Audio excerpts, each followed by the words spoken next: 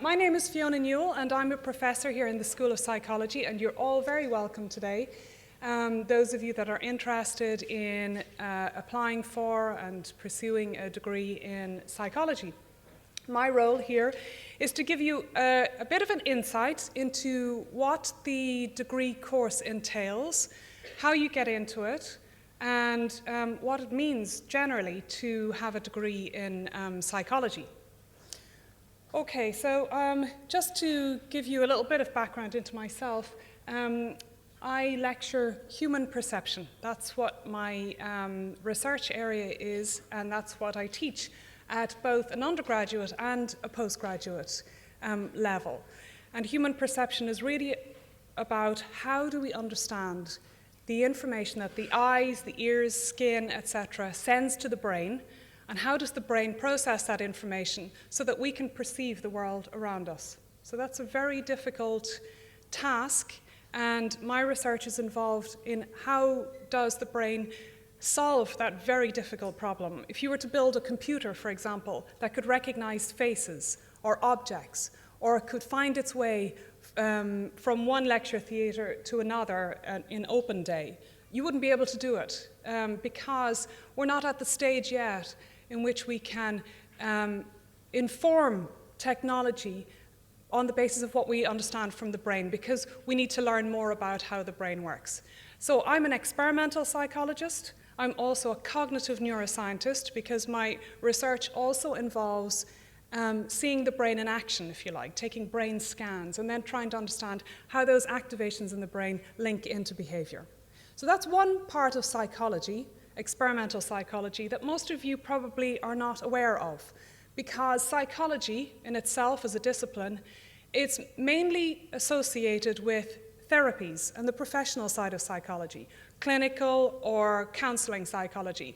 But they're only one aspect of psychology, okay? So it's a bit like engineering. There are many different aspects to engineering, as there are many different aspects to psychology. So I've never been trained as a clinical psychologist, but I consider myself a psychologist because I work in a lab and I do experiments. So I'm one type of psychologist. So just to give you a little insight into that. Okay, so what am I going to talk about today? First, I'm going to tell you what is psychology. I've given you an intro to that. And I want to also talk about some of the popular misconceptions about psychology. So some people have very clear ideas about what psychology is, but they tend to be slightly off what we're about here. I want to talk about specifically as well what it means to do a degree in psychology here in Trinity. Our approach may differ from other approaches, and so it's important that you're aware of that, especially when you're making choices. And then I want to talk about, well, what can you do with a degree in psychology? And what are the many different options that are open to you once you graduate? So there are many different definitions of psychology out there, and if you ask anybody on the street what they think psychology is, generally as I've just said, most people will assume that psychology is associated with therapies, but they're not the only approach. And specifically, our approach here in Trinity is a scientific approach. So psychology is the scientific study of behavior, of individuals, and of their mental processes. And their mental processes can be anything from the role of stress, for example, on behavior, to, for example, what I do, and that is how the brain mentally processes information it gets from the senses. Is psychology a science, if you're asked that? It most certainly is, and that's because we base our psychological work on theories that have been proposed in the literature, and we pursue evidence in support of or to refute those theories. And that is the scientific approach, and that's the approach we take. So it's firmly based on evidence and findings from research. What do psychologists study? There's an amazing number of phenomena that are investigated by psychologists. They cover everything from, as I said myself, I am interested in perception. We're also interested in what happens to the brain and what happens to behavior as we get older and throughout the lifespan. How does the way a baby behaves in its world differ from the way an older adult might behave in its world? We study memory, social mobility, social interactions, we study attitudes, we study stereotyping, we study development, communication, vision, ergonomics, dyslexia, neuroplasticity, addiction, phobias, the list goes on. Anything that humans are involved in a behavioral level, we study as psychologists. The reasons behind that, why that behavior occurs, how does that behavior manifest itself, what are the links between brain and behavior, etc.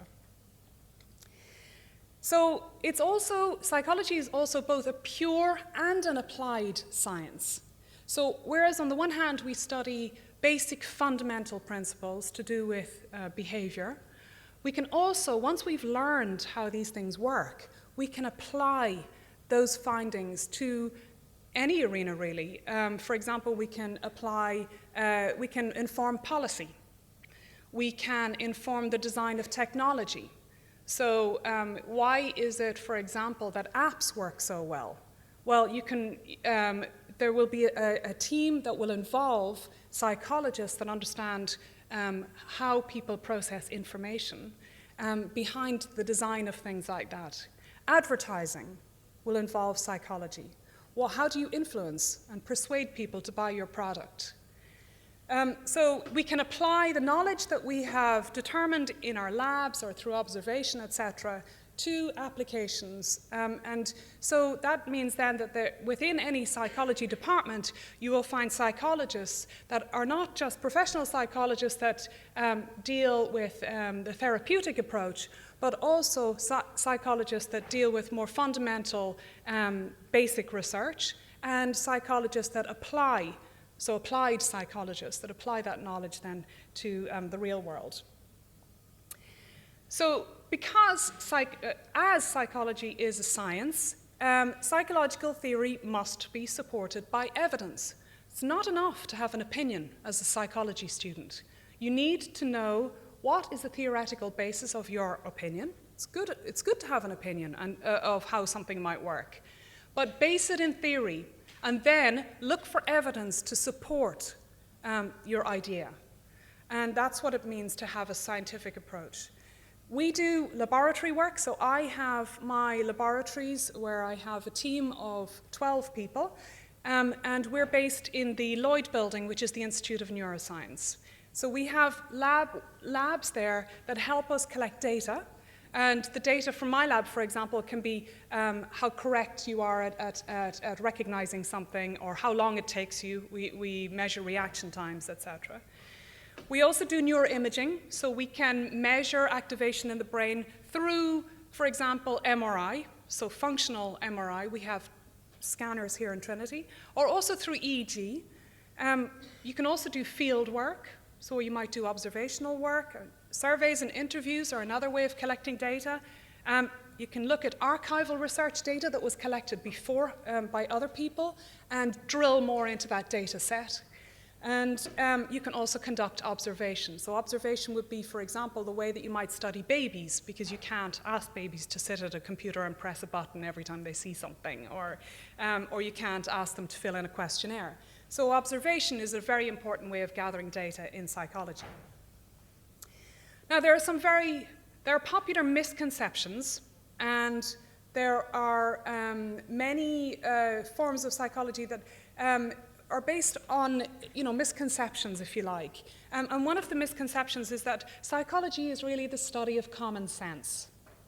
Well, it's not. There's nothing commonsensical about trying to understand how memory works, and trying to understand, for example, what happens to our memory as we get older, and what can we expect to happen to our memory as we get older.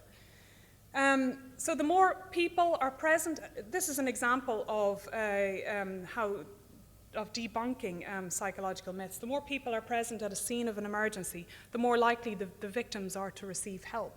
Well, that's not the case normally. And we often hear in the media about situations in which a crime might have been committed in a very crowded area and nobody intervened.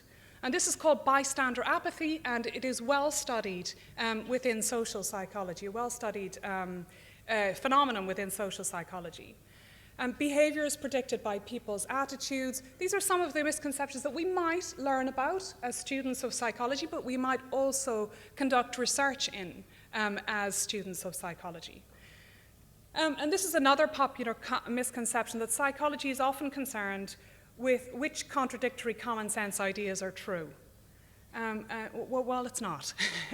And that's, what we do is we look at theoretical approaches and we try and find evidence to support that theory or to refute that theory. And these are some of the things that people think that we might be involved in. So psychology is also not psychiatry. So it has many things in common with psychiatry. Both clinical psychologists and psychiatrists are involved in trying to treat behavioral mental disorders. But a psychiatrist has on their plate the ability to prescribe drugs, which a clinical psychologist does not have. On the other hand, a clinical psychologist has the tools available to them to help diagnose that disorder very thoroughly. So you will find clinical psychologists and psychiatrists working together in clinical settings, but they have different backgrounds. Psychiatry has a medical background, psychology does not. That doesn't mean to say we don't use medical principles, we do. Psychology is not psychoanalysis. Psychoanalysis is a very small aspect of psychology and is now viewed very much so in our course as a sort of theoretical perspective. And more of a philosophical approach to psychology rather than an academic discipline in itself. Psychology is not the answer to who you are. So it's not a voyage of, taking a degree in psychology is not a voyage in self-discovery. You will not understand yourself or your friends or your family any better or have insight into them any better than you did before you did a degree in psychology. However, what you will have are the tools to understand how you might measure any behavioral phenomenon that is manifested in any one individual, okay? And psychology is not an escape from all things mathematical. So, as I said, psychology is theory-driven, it's a science, that means we collect data and we take measurements. Collecting data then automatically means we need to analyze that data. So a heavy component of the course is statistical analysis. From day one, you will be taking classes in statistics and methodological approaches. And for the 4 years of your degree, you will be taking and applying that statistical and mathematical knowledge to the data that you collect and the data that you're given. And it's not a complete explanation of human behavior. You'll find very few concrete laws and principles within psychology. There are some, and these are the laws and principles that are robust and have stood the test of time. There are some, but there are very few. So psychology is really about learning how to apply your knowledge and how to provide the best test when you want to understand some behavioral phenomenon in more depth. So just to give you some of the basic background then, last year, and this will be this is revised, as you know, on an annual basis, the entry points for single honours into our course was 560, and for two-subject moderatorship it was 580 points. But as I said, that this changes on an annual basis, and it's mainly to do with the laws of supply and demand. It's a four-year course, unlike many other courses that are offered in Ireland. We have 2 years of freshman years and 2 years of sophomore years. There are different degree paths, whether you're taking the two-subject moderatorship route or the single honours route. The unique features of our course are that we have small class size. Each year we've got around 50 students, and they're mainly comprised of single honour students plus two-subject moderatorship. So the yearly intake is around 50. It's not exactly 50, it's around 50. We have a maintenance of a tutorial system, which means we do small group teaching as well. So you get to know and to interact with all the professors and lecturers in the school. throughout the degree program in a small space. Usually these tutorials take place in the academic's office, so they get to know you very well. There's strong emphasis on practical work. So in your third year, you'll do a group project where you try and collect data on a topic that you're interested in. And then in fourth year, you will do an individual research project where you go out, you have your own idea of what you would like to do, you collect your data, and you work together with an academic in the school under their supervision. And really the program, the psychology degree program, is so broad that it really teaches you generic skills and not just skills that are highly specific to one discipline. You will learn skills on how to critically analyze any data type, and how to critically analyze or how to have a critical head on you when you hear people's opinions that say, that are based on so-called psychological background. In our school, we have about 25 full-time members of staff, and our areas of expertise are very broad in psychology, from cognitive neuroscience, as I've said already, biological models of memory, reasoning and working memory. We also have neuropsychologists who are interested in patient groups, for example, patients who might report having memory loss or mild cognitive impairment. And those neuropsychologists, their interest is in neurorehabilitation, so rehabilitating the brain and trying to find ways in which we can do that efficiently. There are others that are interested in how our culture will affect our attitudes to health. And there are other academics in our school that are interested in organizational aspects, so really psychology in the workplace, to do with safety, transport safety, driver behavior as well. Why is it that some people drive in a specific way, and what type of driving behavior typically leads to dangerous driving and incidences on the road. We have developmental psychologists as well who are interested in how babies behave and how they learn over the first year of life or later on, and particularly language. So psychology here in Trinity specifically was ranked as one of the top 10 schools in psychology in Europe, and in the top 50 in the world. So this is really to do with the metrics that are involved in those kind of rankings are to do with the quality of the researchers and the academics, but also the quality of the students and the evaluation that the students give, or existing students give, to our courses. So this is something that we were very proud of. So just to give you an important insight as well, doing a degree in psychology does not make you a psychologist. And most students who enter in their first year into the psychology will report saying that they have an interest in becoming a clinical psychologist. Well, in the end, not all students who do psychology become clinical psychologists, and not all students who want to do clinical psychologists want to do clinical psychology at the end of their degree program. They change their mind, or because they're exposed to other types of psychology, they find something else more fascinating and decide to pursue that. But if you do want to become a clinical psychologist or a counseling psychologist, for example, you have to do further research. So whereas the undergraduate degree will give you the broad basis, the foundation, if you like, for becoming a qualified psychologist in whatever discipline, it does not provide you with the qualifications. The degree in itself, an undergraduate degree in itself, is not sufficient. You will have to do further research, further training, postgraduate training to become a clinical counselor, occupational psychologist, an educational psychologist, or to become forensic psychologist, for example, or sports psychologist. And if you're no good at any of those things, you can do research like me.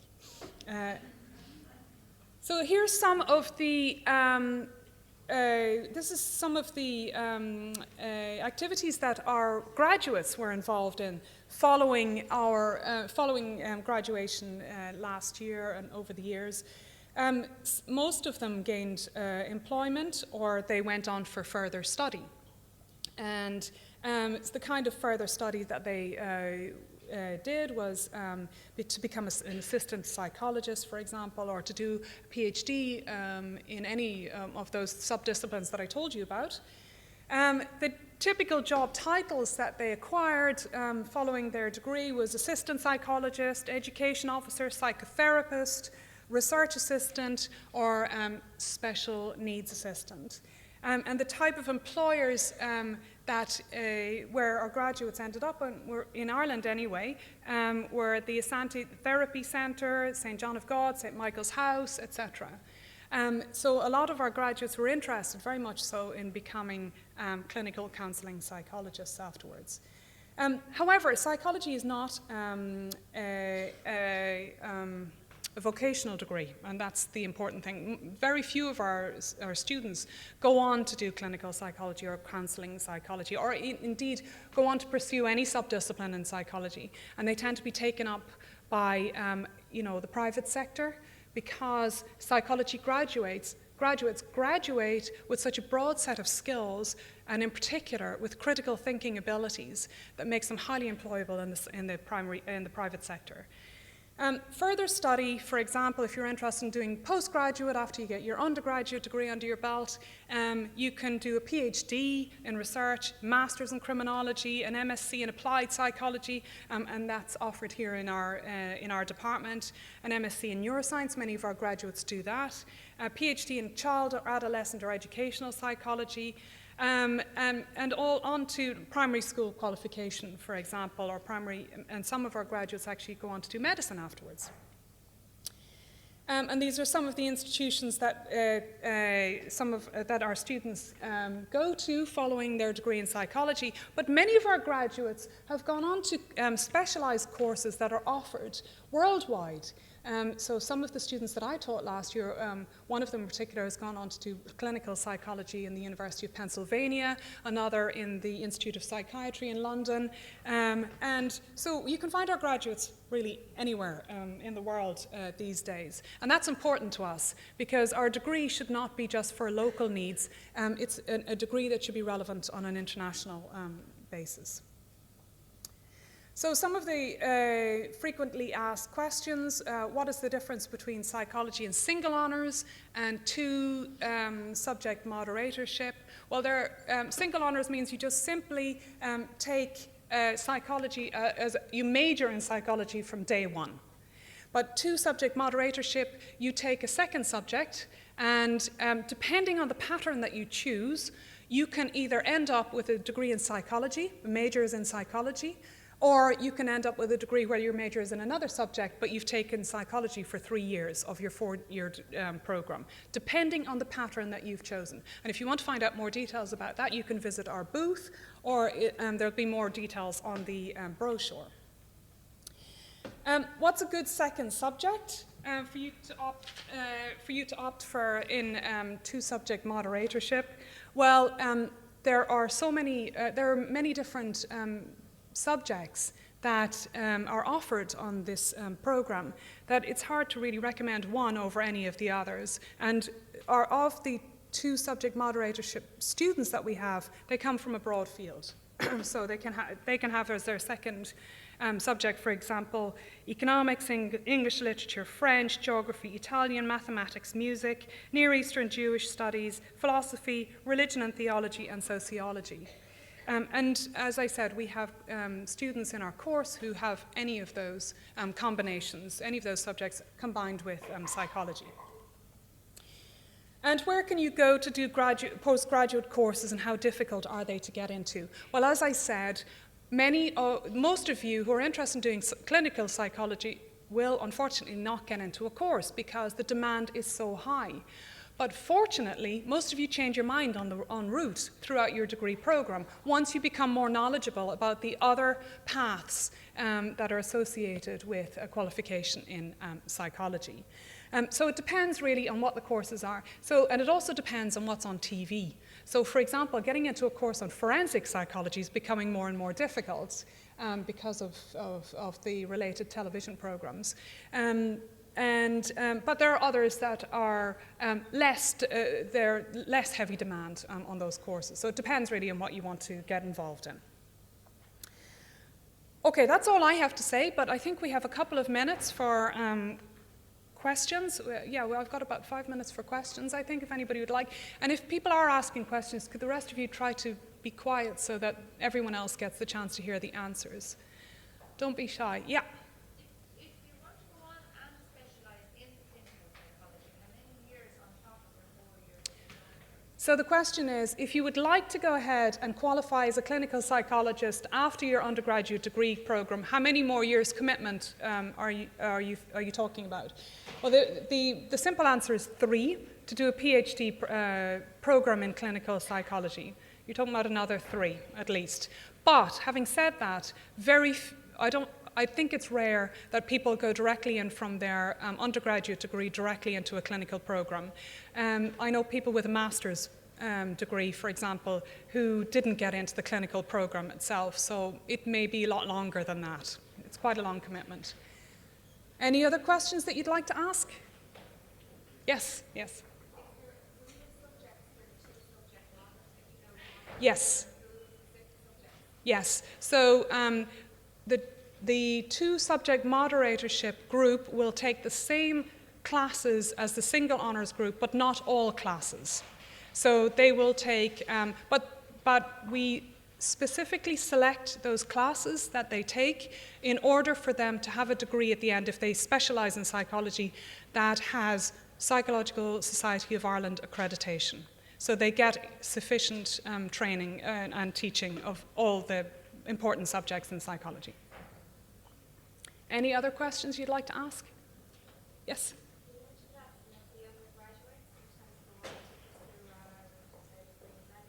Yeah.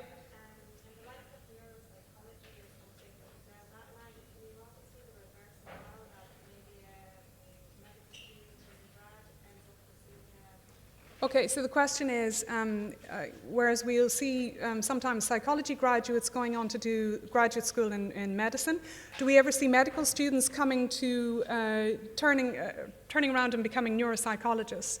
And yes, we do. We have medical students who are taking some of our master's courses in order for them to have a better qualification, for example, in neuropsychology, but also to give them the tools, to equip them with the tools and the methodology to try and understand the basis of any brain impairment. It's rare that that happens, though. What tends to happen is that psychologists and medics will work hand in hand together to solve the problem together, whatever that problem is, whatever that patient problem is.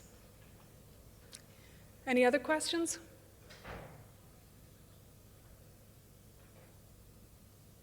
Are you sure? Don't leave the room and kicking yourself you didn't ask a question.